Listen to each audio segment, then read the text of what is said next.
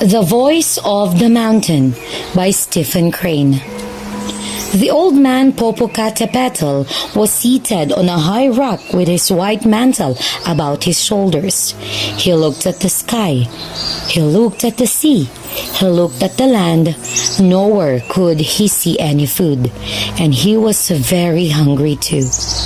Who can understand the agony of a creature whose stomach is as large as the 1,000 churches, when this same stomach is as empty as a broken water jar? He looked longingly at some island in the sea. Oh, those flat cakes! If I had them! He stared at storm clouds in the sky. Oh, what a drink is there! But the king of everything, had forbidden the old man Popocatépetl to move at all, because he feared that every footprint would make a great hole in the land. So the old fellow was obliged to sit still and wait for his food to come within reach. Anyone who has tried this plan knows what intervals lie between meals. Once his friend, the little eagle, flew near, and Popocatépetl called to him, "Ho, tiny bird, come and consider with me as to how I shall be fed." The little eagle came and spread his legs apart and considered manfully, but he could do nothing with the situation. "You see," he said, "this is no ordinary hunger, which one goat will suffice." Popocatépetl groaned an assent. "But it is an enormous affair," continued the little eagle, "which requires something like a dozen stars. I don't see what can be done unless we get that little creature of the earth, that little animal with 2 arms, 2 legs, 1 head, and a very brave air, to invent something. He is said to be very wise." "Who claims it for him?" asked Popocatépetl. "He claims it for himself," responded the eagle. "Well, summon him. Let us see. He is doubtless a kind little animal, and when he sees my distress, he will invent something." Good! The eagle flew until he discovered one of these small creatures. "Oh, tiny animal, the great chief Popocatépetl summons you." "Thus he, indeed?" "Popocatépetl, the great chief," said the eagle again, thinking that the little animal had not heard rightly. "Well, why does he summon me?" "Because he is in distress, and he needs your assistance." The little animal reflected for a time, and then said, "I will go." When Popocatépetl perceived the little animal and the eagle, he stretched forth his great solemn arms. "Oh, blessed animal, with 2 arms, 2 legs, a head, and a very brave air, help me in my agony. Behold, I, Popocatépetl, who saw the king of everything fashioning the stars, I, who knew the sun in his childhood, I, Popocatépetl, appeal to you, little animal. I am hungry." After a while, the little animal asked, "How much will you pay?" "Pay?" said Popocatépetl. "Pay?" said the eagle. "Assuredly," quoth the little man. "Pay!"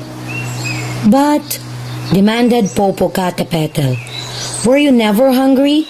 I tell you I am hungry, and is your first word then pay?" The little animal turned coldly away. "Oh, Popocatépetl, how much wisdom has flown past you since you saw the king of everything fashioning the stars, and since you knew the sun in his childhood. I said pay, and moreover, your distress measures my price. It is our law. Yet it is true that we did not see the king of everything fashioning the stars, nor did we know the sun in his childhood." Then did Popocatépetl roll and shake in his rage. "Oh, louse, louse, louse! Let us bargain then. How much for your blood?" Over the little animal hung death. But he instantly bowed himself and prayed, Popocatépetl, the great, you who saw the king of everything fashioning the stars, and who knew the sun in his childhood, forgive this poor little animal. Your sacred hunger shall be my care. I am your servant. It is well, said Popocatépetl for once, for his spirit was ever kindly. And now, what will you do? The little animal put his hand upon his chin and reflected, Well, it seems you are hungry, and the king of everything has forbidden you to go for food in fear that your monstrous feet will riddle the earth with holes. What you need is a pair of wings. A pair of wings? Cried Popocatépetl delightedly. A pair of wings! Screamed the eagle in joy. How very simple after all, and yet how wise. But, said Popocatépetl after the first outburst, who can make me these wings?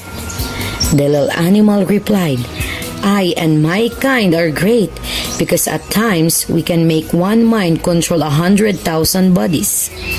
This is the secret of our performance. It will be nothing for us to make wings for even you, great Popocatépetl. I and my kind will come, continued the crafty little animal. We will come and dwell on this beautiful plain that stretches from the sea to the sea, and we will make wings for you. Popocatépetl wished to embrace the little animal. Oh, glorious! Oh, best of little brutes! Run, run, run! Summon your kind, dwell in the plain and make me wings. Ah, when once Popocatépetl can soar on his wings from the star to star, then indeed. Poor old stupid Popocatépetl. The little animal summoned his kind. They dwelt on the plains. They made this and they made that, but they made no wings for Popocatépetl. And sometimes, when the thunderous voice of the old pig rolls and rolls, if you know that tongue, you can hear him say, Oh, traitor, traitor, traitor, where are my wings? My wings, traitor, I am hungry, where are my wings? But the little animal merely places his finger beside his nose and winks. Your wings? Indeed, fool. Sit still and howl for them, old idiot.